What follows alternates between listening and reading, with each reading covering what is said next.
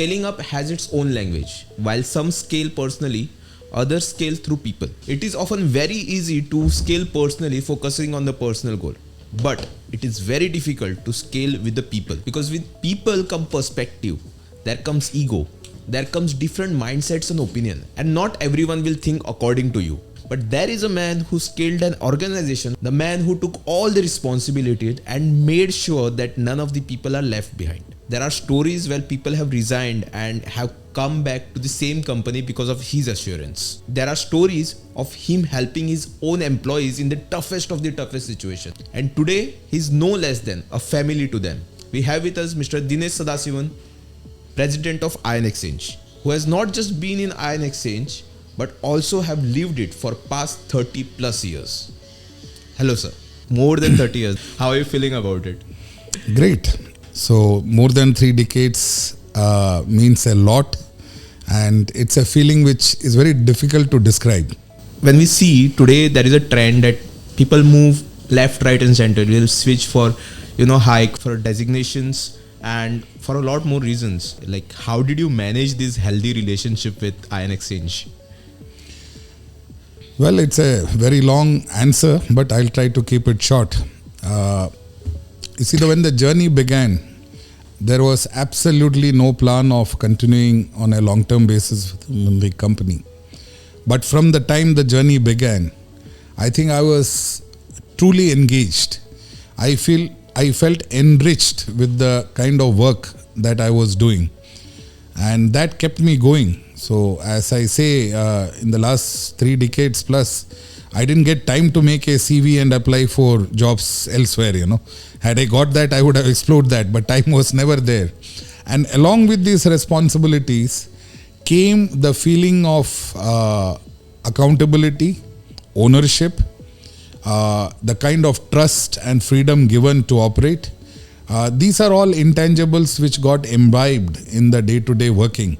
So when you are given an assignment which is far ahead of what you should be actually handling in terms of time or in terms of even the volume or the quantum of the assignment, you feel responsible.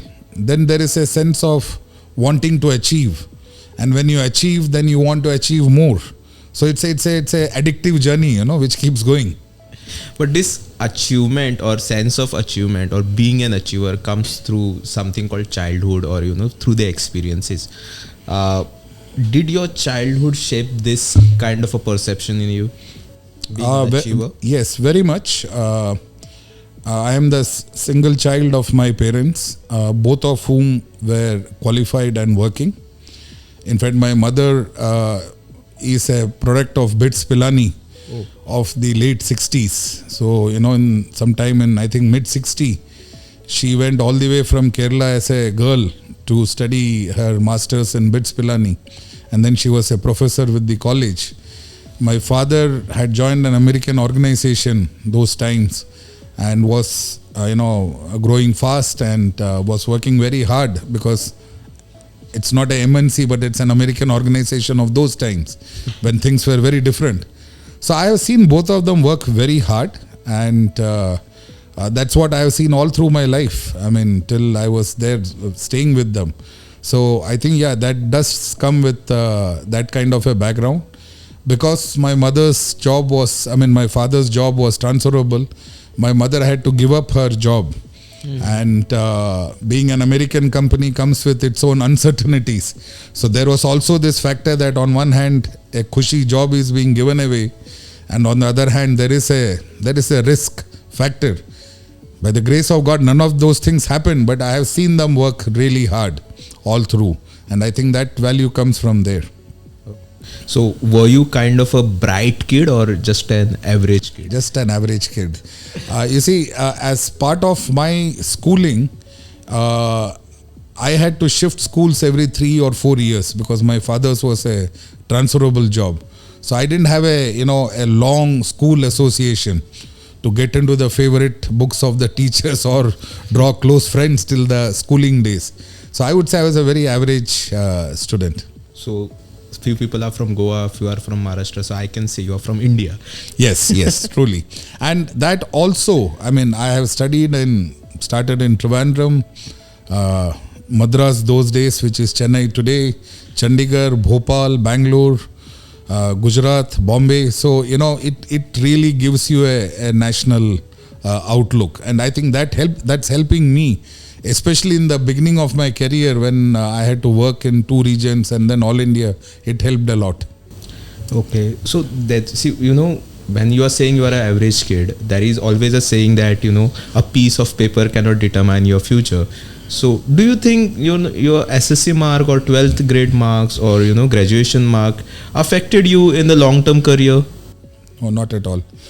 I think those were, you needed a score in HSC to get into the HSC, from SSLC or whatever you call it. You need a good score in the pre-university because you need to get into a good college for your higher degree. And remember, those days options were very limited. A parent will tell the child, either become a doctor, an engineer, or a government employee or a bank employee. 4-5 options, not more than that. So you needed individual degrees to get into the next level. But after that, it really doesn't matter. Do you remember what was your score in SSC or 12th or graduation? Let's not talk about the SSC score, but I do remember the pre-university, the SSLC, the 10th was not good. And I think it was nice in a way because that overconfidence which resulted into not all that good score ensured that my 12th engineering and MBA were outstanding. So Ion Exchange was your first job? Yeah, it was a campus recruitment. Oh, so the company chose you or you chose the company? Company chose me. I had no clue about the company. So there was nothing for me to choose. It was the first job which came. It was a very professional way of recruiting. We had group discussions, panel interviews, then the final interviews. So I liked that system, but the company chose me. You might have had a lot of ideas, right? As a young professional at that point of time, you might have had a lot of ideas, and it would have been little difficult for you to pitch it. Why I'm asking you this, because coming from millennials or Gen Zs, we have a lot of ideas, but it is very difficult for us to pitch in those, or we often feel that we are not being heard. So how did you make sure that you are being heard, or that your ideas are on the table? Ion Exchange in the 90s was a hardcore technocrat company, not a marketing and sales company. The first 3 decades of Ion Exchange was more into a seller's market.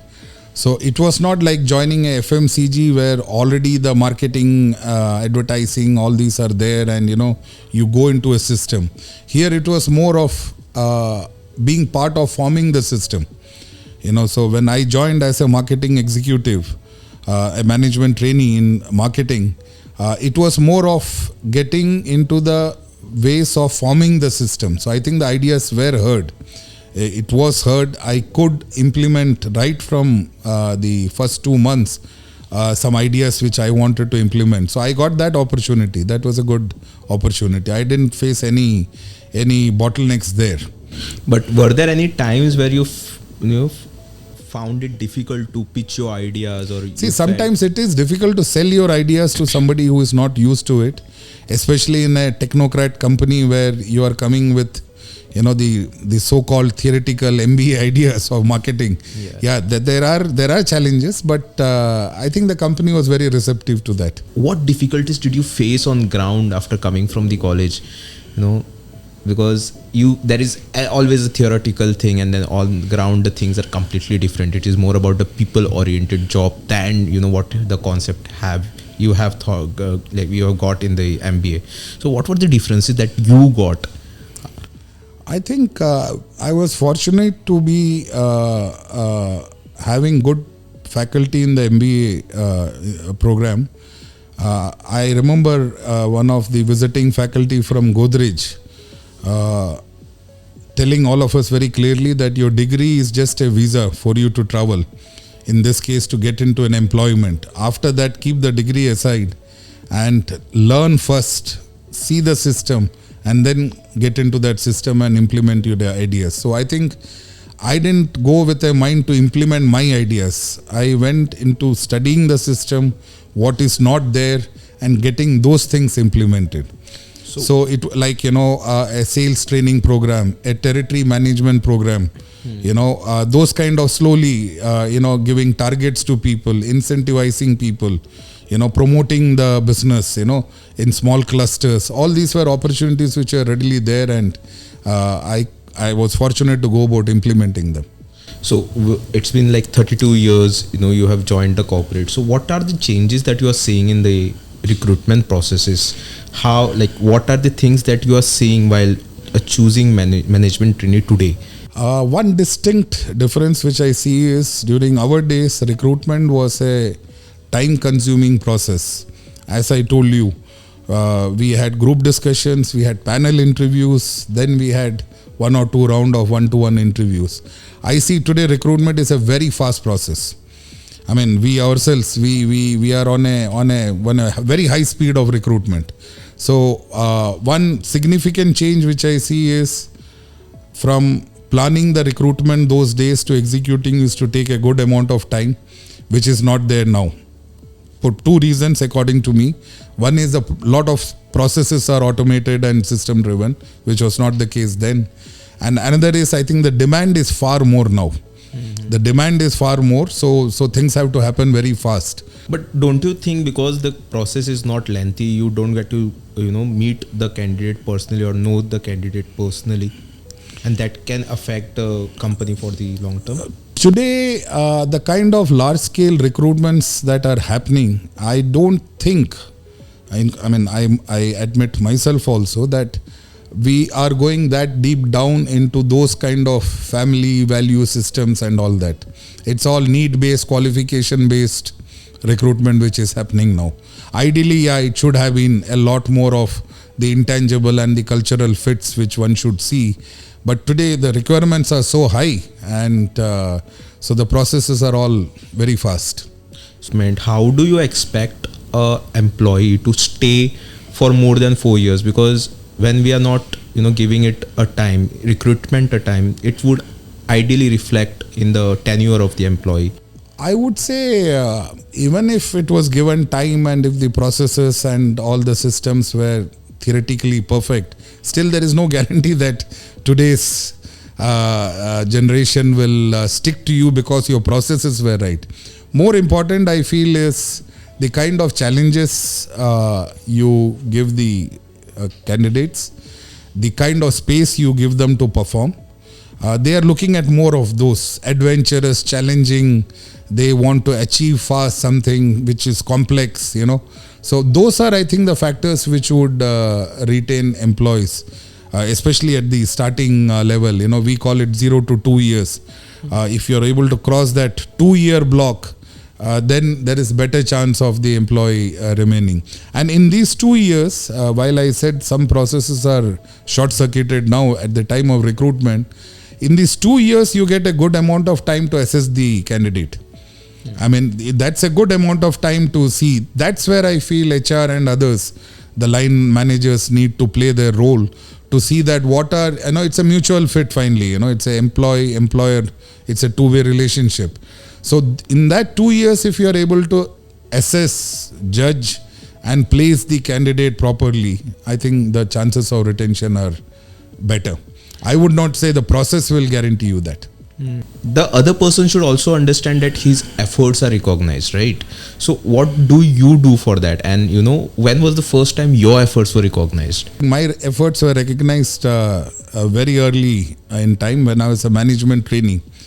I recall one incident where I was sent to a particular location in Hyderabad to start the branch operations. And I was given a free hand. I was told, this is the budget, start office, take people, start business. And there was a crisis at that time, so handle that. In this enthusiasm of handling everything, I ended up giving an advertisement in the newspaper for recruitment and a particular announcement about a dealership termination. And at the end I gave the article under the name of the management of the company. I was not aware then that I am not authorized to give that, management title.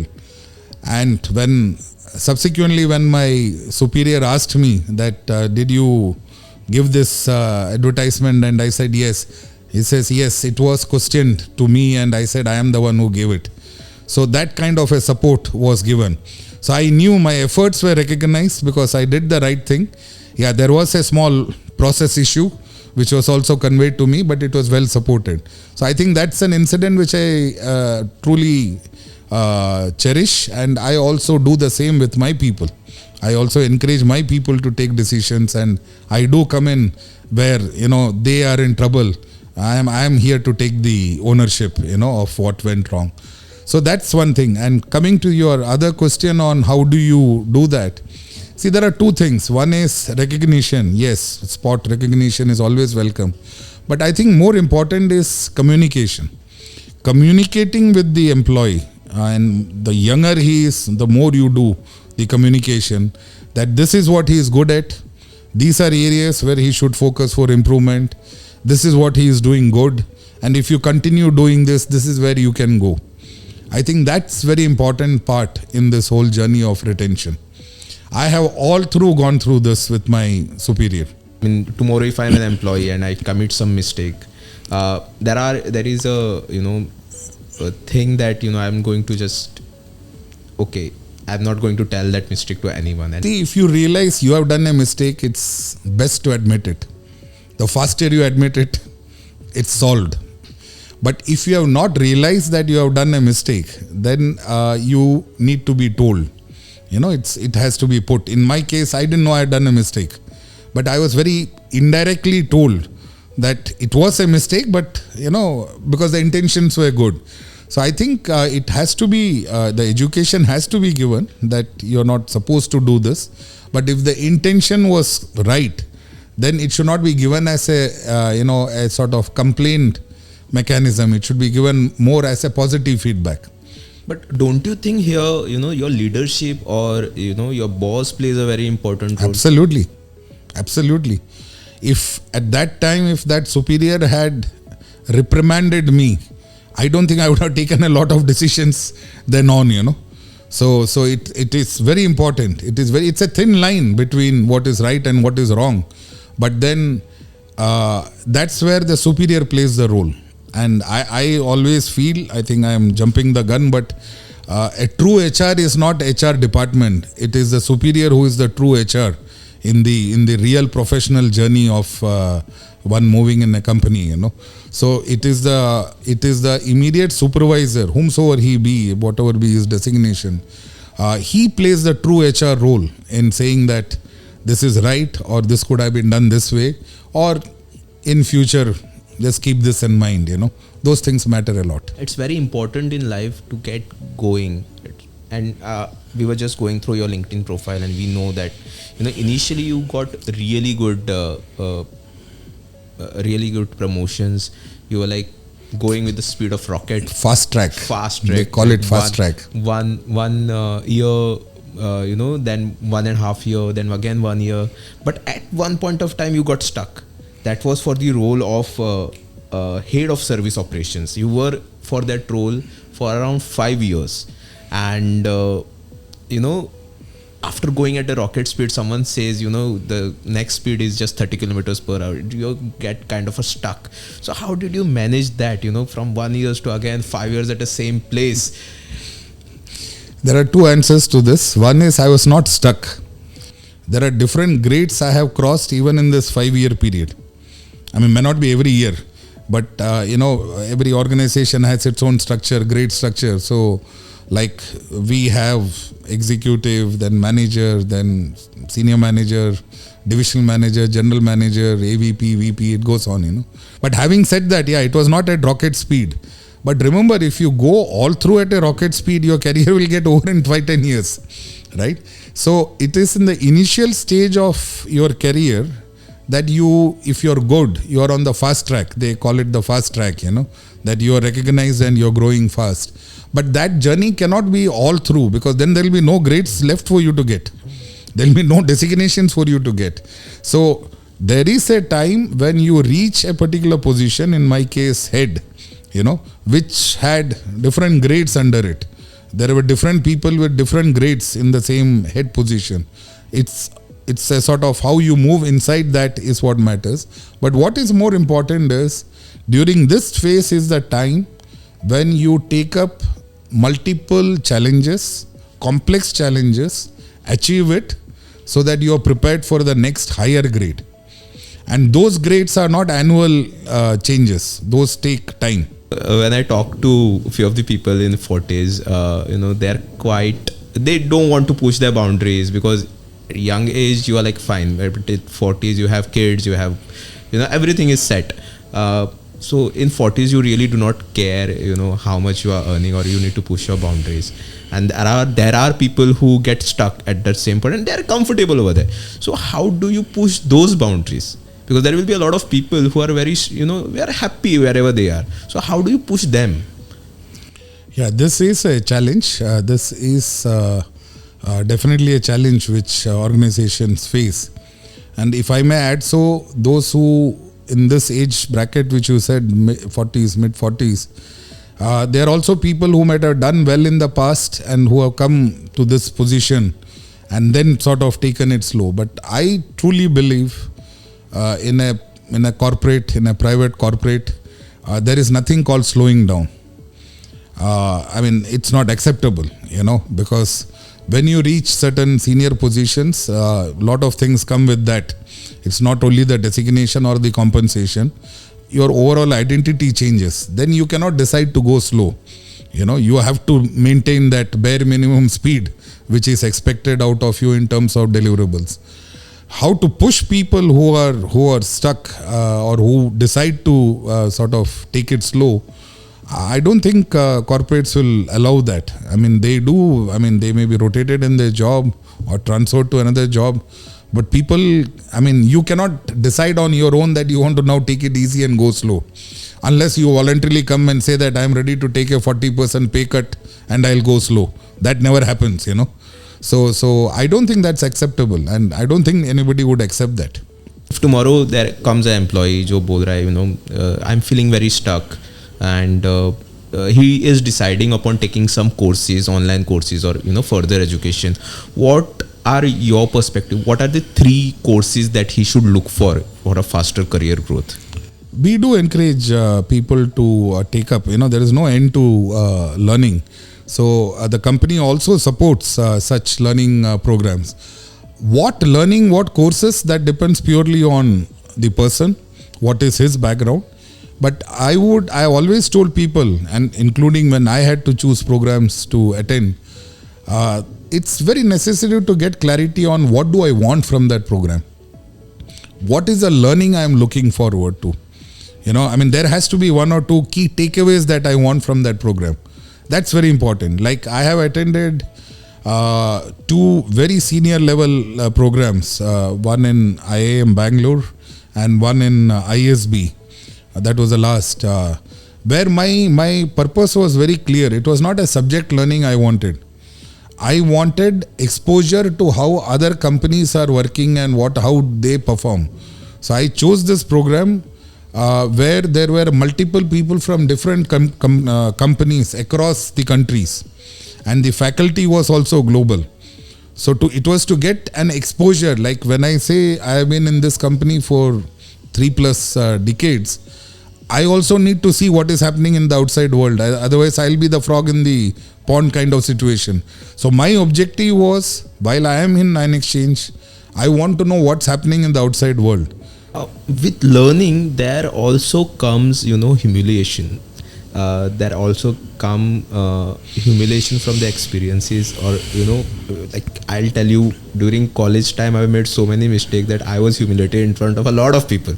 So were there any instances where you felt humiliated and In the college days or in the professional? College days. I will start with the college days and then we'll move to the professional one. Yeah, in college days during the MBA, there was a subject on market research, and we had a visiting faculty coming from Siemens. I think he was excellent in humiliating the whole class on the subject of executive summary. how to make an executive summary. Each one of us have got rogered in public. In public means in the class, And that learning is something which today, if you ask many of the people who report to me, they will nickname me as executive summary. Because can you put some light on the executive summary? So his concept during those days, on the subject was, you are a summer trainee. You're doing an MBA course, you are a summer trainee. And you are given a subject, market research on some subject you have to do. It can be soap or toothpaste or whatever. Market share and research as a MBA trainee. Now, this is a 2 months or a 3 months program, generally 2 months. So you are very enthusiastic. You do the primary research, secondary research, market surveys, all that. And you make a big, thick report. Those days, it used to be typed, not even computerized. I'm talking about the early 90s. And this report is made, 40, 50 pages, and you're very proud of it. His point was, you have to summarize this 2 months' work in one single page. In one single page. And that should be the executive summary. What was the project? What did you do? What are your findings? In one page. And that was the humiliation which all have undergone. And his logic, which now I truly understand, his logic was, a company has hired 10 trainees and 10 reports are given on the table of the HR head or the division head. And he says, for that matter, even maybe the CEO may be enthusiastic to say that we have hired 10 trainees. What are their findings? Young minds. Now, do you think the CEO has the time to go through this fat report? No. If it is kept on his table, he may glance through it, right? So the executive summary should be something which should catch the attention. In that one page, you should make it so precise, informative, as well as curious to know what is the finding. So if the executive summary page is seen, and if it is successful, he should turn 2 or 3 more pages, and that means you are successful. Otherwise, nobody is going to read your report. So this executive summary is something where you should know the subject and your mind has to be very clearly aligned. What is the point you want to make? Stick to that, which interests the other person. Not your Ramayana, where you started, where you ended. Nobody is interested, So even today when reports are made, I ask for the executive summary to make it precise. So that was on the college front, humiliation. On the professional front, you can get humiliated anytime if you visit a customer, right? If you visit an angry customer, he's all welcome to humiliate you. I personally believe it is always good to visit a customer, and I make it a practice when I go on travel, which I often do, to go to the customer who is agitated, who is unhappy with you. Some goof up has happened, and he's still willing to see you. He's still willing to see you. That means it's all fine. You have to remove that pressure. There is a pain point, right? So you go and sit in front of this customer. Let him vent out the way he wants to vent out. After he vents out, he can do nothing. He will only offer you a cup of coffee, handshake and go, right? But I think that's the biggest contribution seniors can do to their companies. By visiting an irate customer, listening to what happened, apologizing, and then taking the corrective action. If this is done, so this humiliation in the last 30 years, don't ask me how many times. So talking about the humiliation and fighting back and agitation, let's talk about Deepa. How did this part help you with managing things with Deepa? Whenever you guys get into fights, how do you manage it? I would say she's a very calm person. You have seen her. She's a very, very calm, very sober person. I am the one who trips on the wild side of it. And initially, things were very, very, very rough because it was a period of struggle. You have family, you have small children, you have problems at home. You have your work, you have to make a mark, you are traveling, you are busy, you have health issues, different places, travel, everything, it's all a package. It's all one package with all complexities. And that's when, small things spark off and it explodes. Today, when you look back, it all is so stupid, But then there is no reverse gear in life to go back and correct it. So those mistakes have happened those days. And I think I would say it is her nature. It is her tolerance level and it is her nature which kept things safe and sound. So I would give all credit to her. So if I give you a time machine today and ask you to go back, what things you would choose? Change from your perspective that will make things better. See, remember when I say I'm talking about the first decade and a half, there was no mobile phone. Connectivity was not there, right? So once gone on travel means gone. You only have a STD phone to make. Today it's not that. You are connecting 3 times a day on FaceTime. You know what you have eaten for lunch, where you have eaten. Everything is connected. Everything is connected. So I would say if I were to go back in time, I would either say these things should have been there to connect better, or wish there was about 25% more time to spend with family. If that time was there, children growing up, I see today a lot of my, apartment mates and all this, working with very good companies, young guys, who have time, who take leave, who the company gives them leave for spending time with, the children and growing apart and all this. So there was that sacrifice which was made, which had to be made, and no regrets at that time. It was voluntarily done. It was not that one was forced to do it. That was life then, So 25% more time with the family would have really helped us bond better. Maybe travel more, see places together. All that was not there then. Okay, so you in 1995 your first daughter was born. 95, got married 96. 96 your daughter was born. How was the feeling when you first hold her, in your arms? And you see when she was born also, I was not there in that town. Oh. I was in Bangalore and I was told that she is going to deliver. So I caught a flight and went. I arrived after she was born. But the feeling was, of course, very, very great. It was really happiness all over. The firstborn, you become a father. So it was out of the world.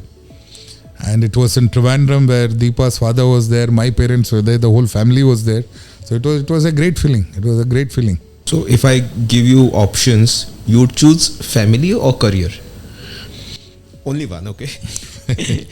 There is no diplomacy over here. No, you see, I would now say family, right? Because career I have achieved. But maybe at that time, if you had asked 3 decades ago, I would have said career, because if I make it in career only, I can take care of family. So if you had asked at that time, answer would have been career.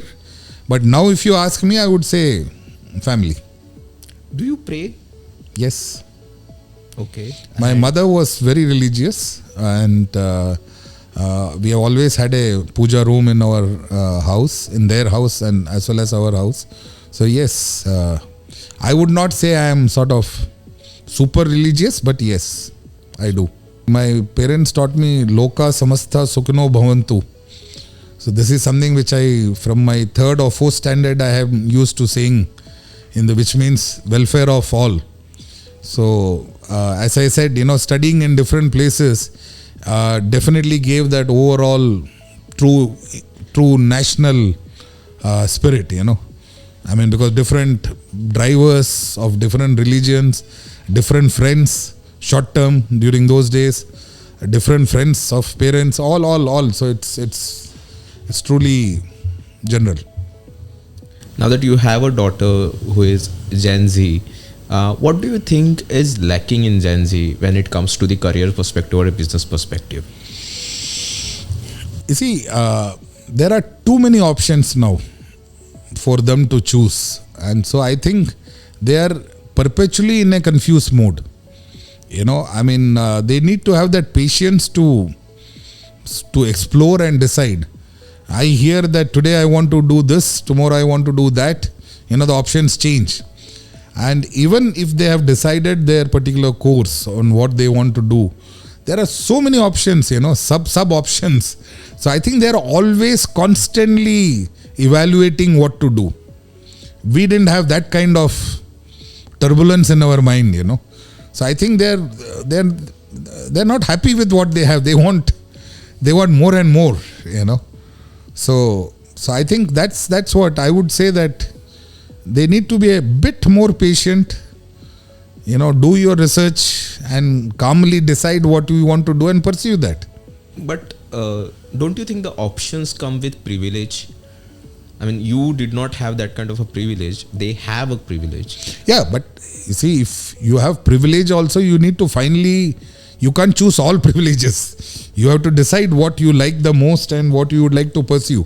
I am not saying that exploration is bad, but somewhere you need to decide and then be happy about it. Okay. So we were just talking few days back about the CSR activities, and you said your daughters are very much involved in the CSR activities. How did you manage that? How did it shape you as who you are, or how did it shape your family? Going to a lot of orphanages and all these things. You see, as I said, we started this in 2006. And my daughters were going to school that time, and career-wise, I had sort of made it early to the right spot. So we were well-to-do, and the children, I must admit that whatever little time I had with them during those days, my method of showing love was more the corrupt way. Buy things for them, Every travel you come back, you buy a gift and you sort of wash away your sins of not being there, kind of thing. So everything was extra, everything was surplus, no value for things which you have, was something which I was observing, whether it is toys, books, dresses or whatever. And when the idea of CSR came, when the business that I was handling was doing very well. It was doing very well. And a feeling came that we need to give back to the society. That time there was no corporate law of CSR. That came only in 2010. So it was by heart, it came that we should do something for the society. And one of our employees chose this orphanage, which houses the children of convicts, father, mother, one of them not there or both of them not there. Intake is from the jail. So, and run by an elderly couple who are no more, but they started it. Very, very, very genuine place. We loved it. We saw the children, very needy children. And I introduced my children to this institute, by visiting them, by giving all the extras you have in your house to those people. And they saw, and they were also young, so they saw, what are the haves and the have-nots, what's the difference. And we were very happy, Deepa and I, when our children said that, this birthday of ours, let's not go out or go to an expensive place. Let's celebrate in the orphanage. Let the cake cutting happen there, chocolate distribution and all this. So they I think it grounded them a lot. It brought in, as I said, whatever corrupt ways I had done, I think that grounded them a lot. They started understanding. They started then using the words that we are truly privileged, we are secure, those kind of things. And subsequently, both my daughters also did a 1 month teaching program with another institute. And it was not, I thought they wanted a certificate and they were doing it. But all 30 days they were there, morning to evening. They took it very seriously. And the institute headmaster even now says, that your daughters did a very good job. So I think it helped a lot. One was truly giving back to the society, and our CSR activities grew rampantly. We were very large scale now. And one is the satisfaction, and another is a personal gain that the children got grounded and they started valuing what they have. This thing came to your kids from you. Where did you get it from? You see, I told you my father was working with an American organization. It was an NGO. It was an NGO which was American NGO which was giving aid to the underprivileged children in India through Government of India. So I have seen this midday meals program and these schools and all from childhood. How was your relationship with your father? Very, very good and serious even now. I think my father's was more of outburst kind of reaction, and my mother was very, very soft always, and she came from the academic background, so studies were all through her. But otherwise, yeah, I mean, I would say they were like, both were like friends to me. Being a single child, that dynamics I think they handled reasonably well. So, and one of the things I think which upset my father, but he could do nothing about it, was all through his career he had these fancy cars and drivers, that was privilege he had in that organization. So the car used to drop me to school and pick me up, and I started driving, learning from the driver at a very young age. Somewhere from 4th, 5th standard, I started holding the gear of a jeep and steering and all this. Somewhere I think 6th, 7th, I was a pakka professional driver. And as per the rule of his organization, nobody is authorized to touch those cars. And I used to blackmail my mother saying that never tell him. So when my father decided to teach me driving when I was in 9th standard, he asked me to start the car. He will go and open the gate. I went, started the car, and in one reverse the car came out. He said, park it back, and he got the shock of his life that I know driving very well, So I think that was one incident where he felt betrayed that, behind the scene this was going on. But then there were no casualties of any kind. Okay. But you would not have this kind of privileges where you were in, engineering or somewhere. So how did you manage to travel at that point of time? See, I was thrown out of the house after I completed 10th. I was in hostel for 2 years pre-university in Bangalore. I was in engineering 4 years hostel in Gujarat and 2 years MBA in Bombay. So 8 years in hostel, and I truly enjoyed that, and I needed that. I think it was the wisdom of my parents to put me in hostel, because that's when I became self-independent. Till then I was always dependent on all these privileges of which my father had. So no public transport, no banking, no post office, nothing was known. But once you are out, you have to survive. So starting from, from dorm stay to, surviving in the hostel background and being independent. I think that's, and we both, Deepa and I, ensured that our children also go through that. We personally feel that children at one stage should be sent to live on their own, because that's when they really learn, how to survive. From that very cushy theoretical life, you get into the practical life. So, and that time there were zero privileges. Okay. We know that you are also fond of plants. Where does that come from? See, with my parents, when I was living, it was always independent house where my mother was particular about having a garden and her favorite watering the plants in the evening. But I was not part of that at that time. I think I survived COVID lockdown due to plants. That's when my true inner love for plants came out.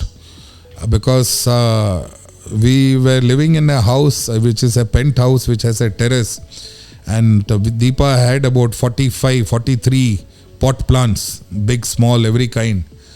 And during those 3 lockdowns is when I was spending time with plants. I was responsible for their upkeep.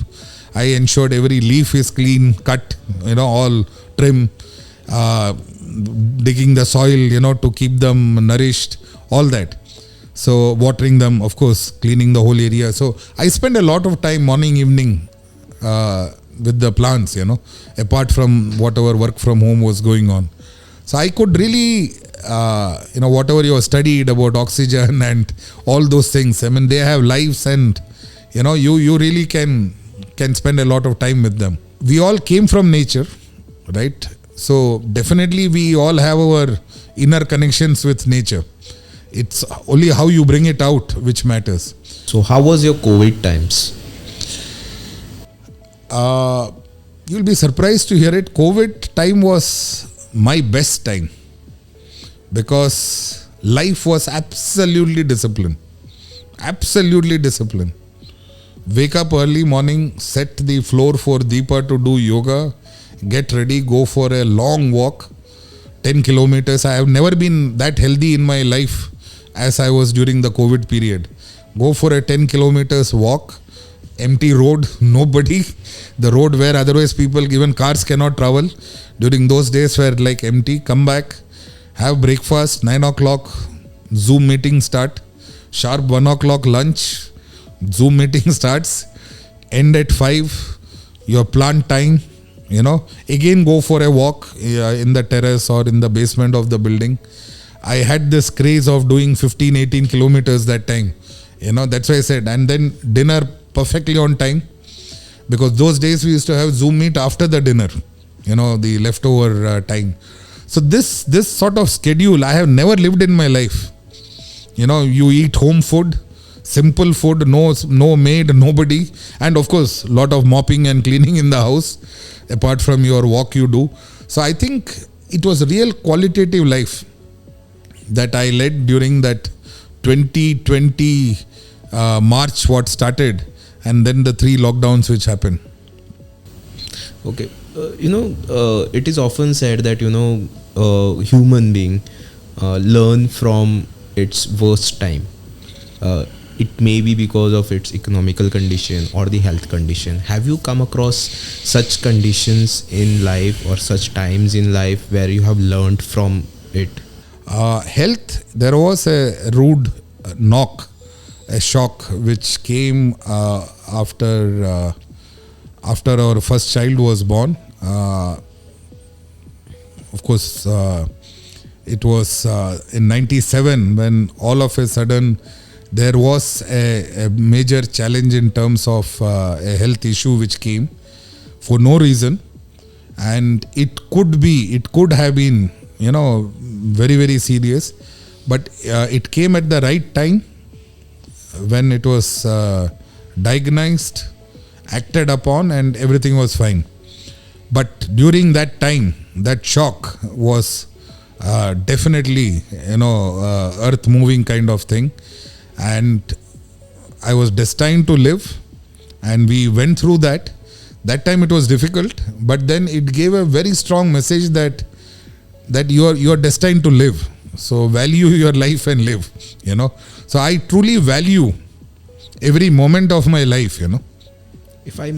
How did it change your life and perspective after that?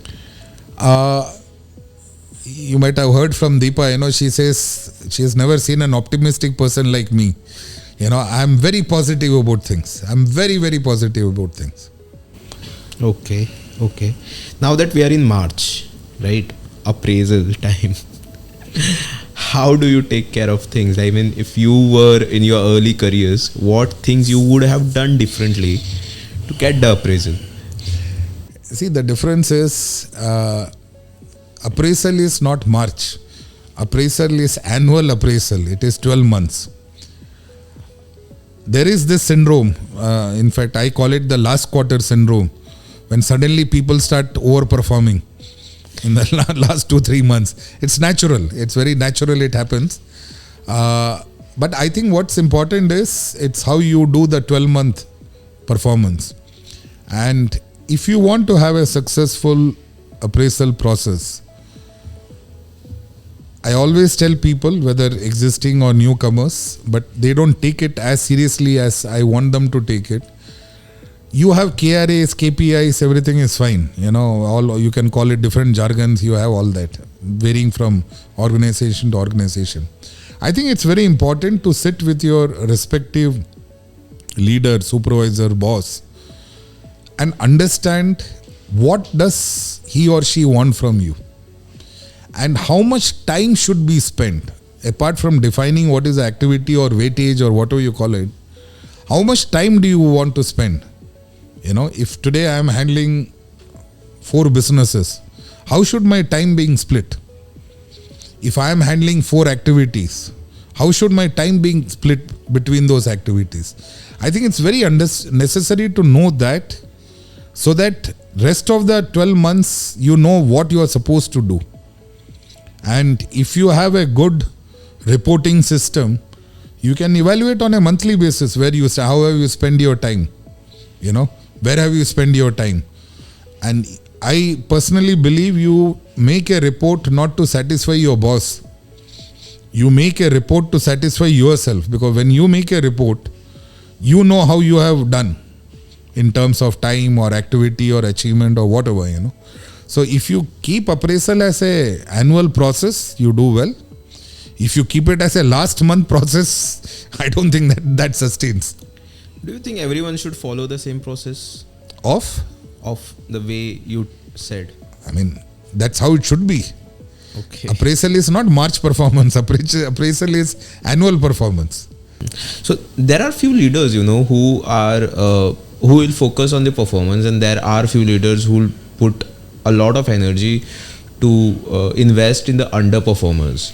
Well, everyone has their own logic. Which one do you prefer? I don't think there is a choice of preference. Both are important to attend to. Underperformer, he needs support, he needs guidance, he needs a hand above somebody's hand above his shoulder to say that, okay, if not this time, next time. Because, by voluntarily nobody wants to fail. Everybody wants to perform. Many times when some other managers come and say that guy is useless, I say he doesn't want to be labeled useless, He wants to be a performer. We need to understand what are the gaps. So the underperformer needs to be supported. One should assess what is going wrong, and he needs to be counseled, coached, and to the extent possible. Still if it is not possible, that's a different story. So underperformer story, I think, is known to all. But I would say even the overperformer needs attention. In today's world, all the more he needs attention. As they say, speed thrills, but it kills. When somebody is overperforming, I have come across many instances where something goes wrong in their head. They start thinking larger than the organization, right? They feel this organization is too small for them, right? Arrogance comes in sometimes. Or sometimes naturally they tend to move out, right? So there also a bit of guidance is required, that you're doing well, right? If you continue like this is where you will go. So I think coaching, counseling is needed on both sides. The other side of appraisal is the resignation. The people who do not get appraisal put down their paper. How do you look at the resignation, and how do you take care of the resignation? See, I have my favorite question which I ask people when they resign. I very patiently ask them to describe the moment when they decided to quit. What was the trigger? What was that moment? What was the thought process when you decided to quit? If that is understood, and if that is found reasonable or logical, or whatever, either side, on the employee side or the organization side, I think then only one can address the issue. You see, I have let go of some people because they were very right in taking the decision that they have to move on. I have let go of them also. Majority I have stopped because I feel sometimes it's a miscommunication. Sometimes maybe organization didn't give the right vibes or right directions. It can, many times it is because of the superior, the immediate line superior.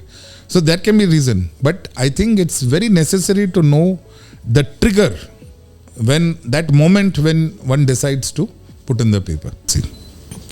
Okay. Have you ever faced any kind of a personal rivalry, as in it was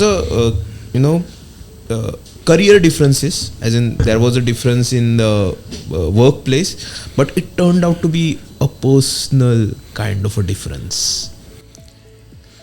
Not really in my career in general, but in 1999, 98, 99, I was chosen to be the executive assistant to my boss, who was then the DMD, who became the MD and the chairman.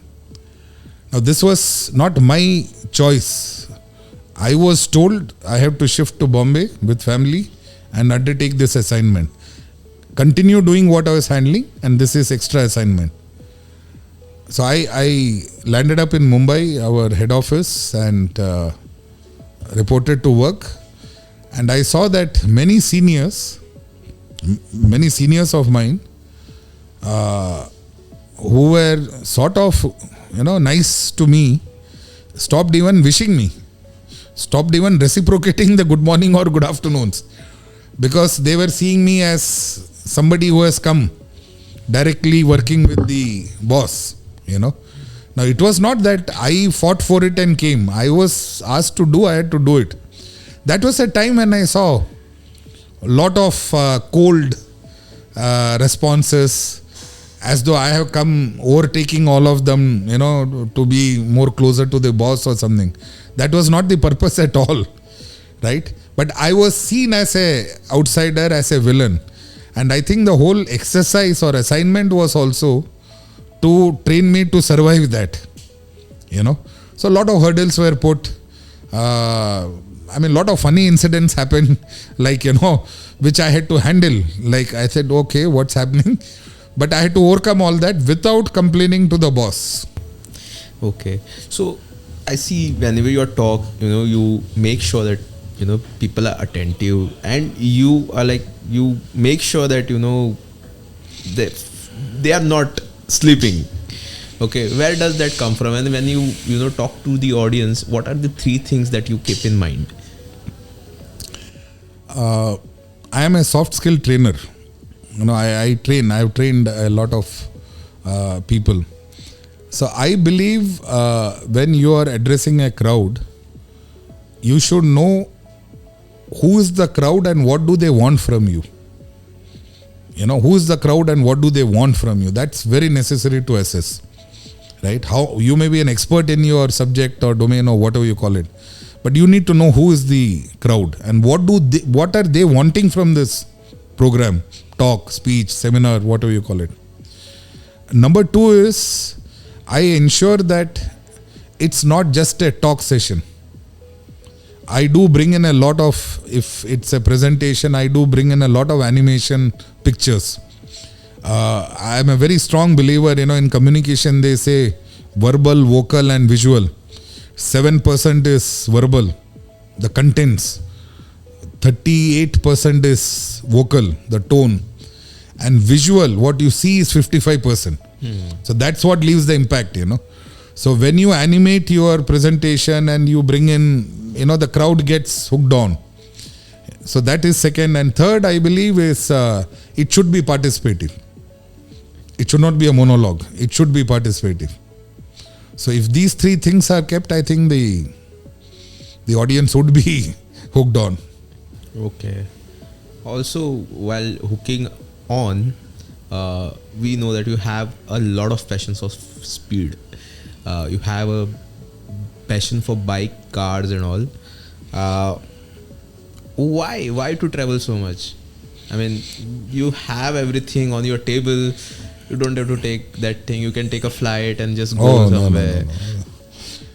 See, when there was a time when you are not eligible to fly and you are only eligible to travel by train, that time you used to cry for a flight. I now wish I am stopped from flying and I can go by train, because you get Bombay, Bangalore, you get good 24 hours to enjoy. So when you have it, when you don't have it is when you cry, grass is greener on the other side, So I don't think sitting on the table is the point. Riding is a hobby, and when you are driving or riding, and if you are fast, it gives you a different thrill. I'm not saying rash, I'm saying fast.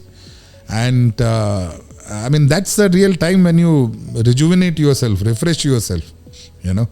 So the cabins are like, as I said, you know, Bombay, Pune, all those routes. So if you leave 8 o'clock by Udyan Express from Bombay, you have a nice vada pav at Karjat, have lunch in Pune, read, sleep, wake up in Sholapur or Kolhapur, have your tea, read a novel, next day morning you are there. Where is that luxury now? Now you stand in a queue, you board, check in, security out. You see, so those are the things, you know. I mean, I feel every stage what you have, you should value it. You know, that's important. If you don't value it, you miss it out. And then today here I am cribbing to travel by a train. And I am not allowed to travel by a train now. Why? No, I can't disappear for 24 hours traveling in a train. I will be pulled up for that, you know. Okay. Yeah. So you spoke a lot of thing about food. Which is your favorite dish? Food is my favorite dish. I mean, honestly, I like all kinds of cuisines. I mean, not limited to anything. I love Bengali food, fish. I love Gujarati food because of engineering 4 years. The sweet dal, kadhi, all that I love.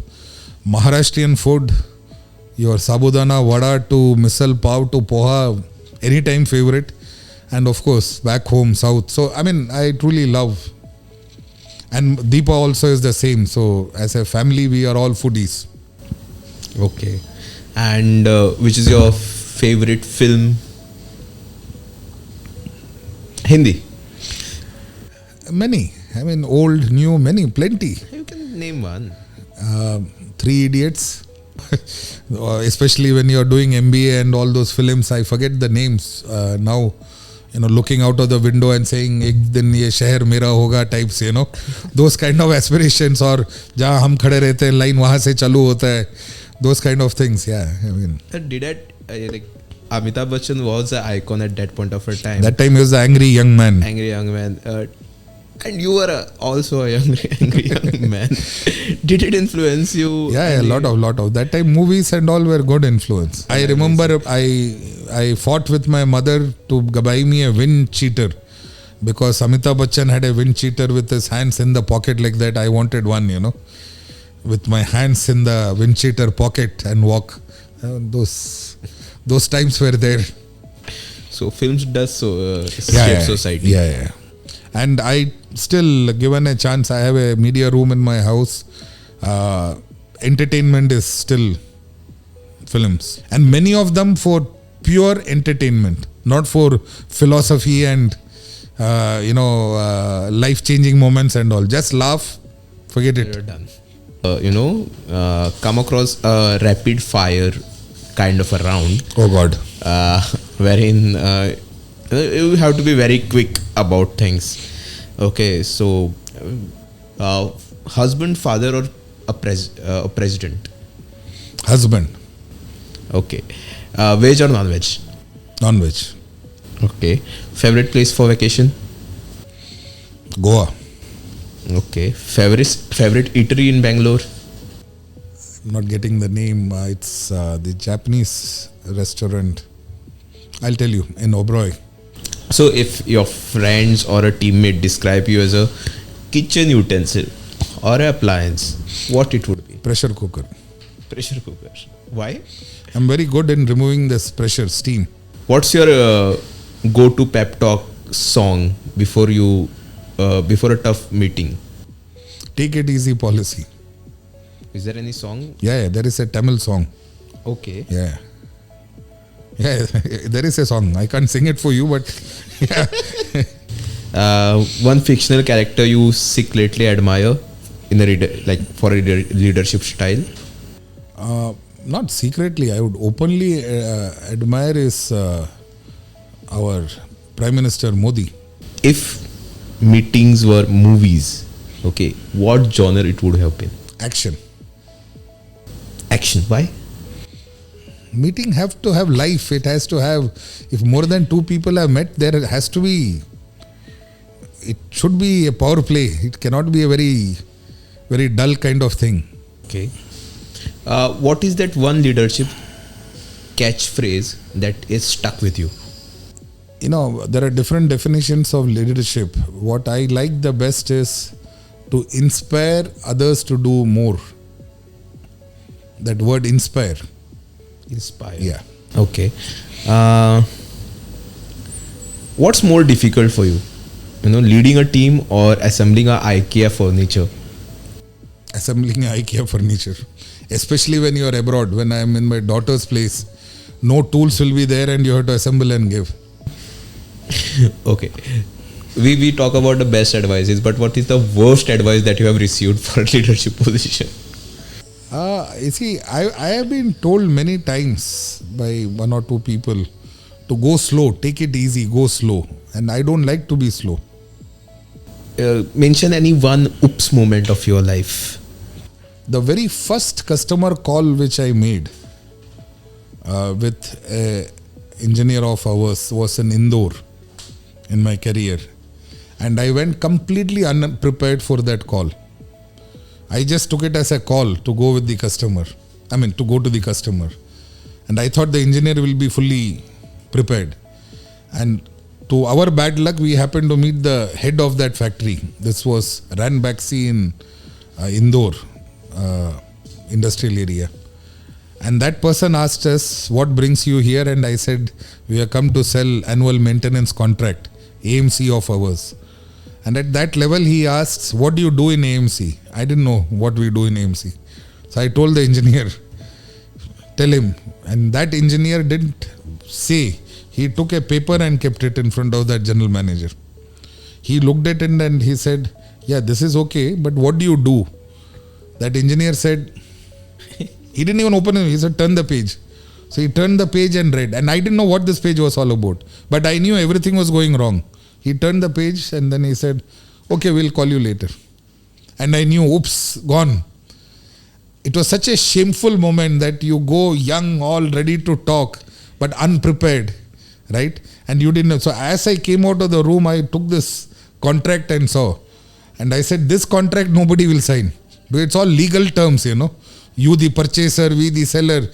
All that man asked was, what will you do? We could not answer. So it was very shameful that, and from that day, and sometimes I say it is good that certain things happen early in life to you, the bad things, because you learn so well from it that you will never repeat in your life. So, coming back to again the leadership questions, there are managers who micromanage, and they really do not know where to step back. How is your experience with those kind of managers, and where do you think one should exactly step back from micromanaging? See, it's how you assess the person and the situation. If the person is capable of managing, then you should give a free hand in letting them manage. They will learn. Your assessment of the person has to be right. But there are situations when you'll have to micromanage also, when the stakes are very high. So depending on the stakes, if it's a board presentation, then I need to sort of read every line before it is presented. But 75-80% of the times, I think you should let the team manage. Go ahead. And that's how they learn and that's how you grow. Because if you continue to do what you're doing, then how will you go? I have a last question for you. What are your retirement plans right now? It's a very tough question at this stage. You see, when you are on the chair, right, you cannot take it easy or slow, right? So you have to sort of give up, move out, Because we, in our friend circle, we are seeing, as age catches up, it's not things happen as per your plan. You don't know what's in store for you. So right now, no plans, but very soon we'll be making the concrete plans. And thanks a lot. Thanks a lot for giving your time. I thoroughly enjoyed it. I don't know about you. You did take me through a full journey of my 32 years of professional and my 55 years of life. So you took me for a good circle, right? So now I need to land back to where we are. It was fun.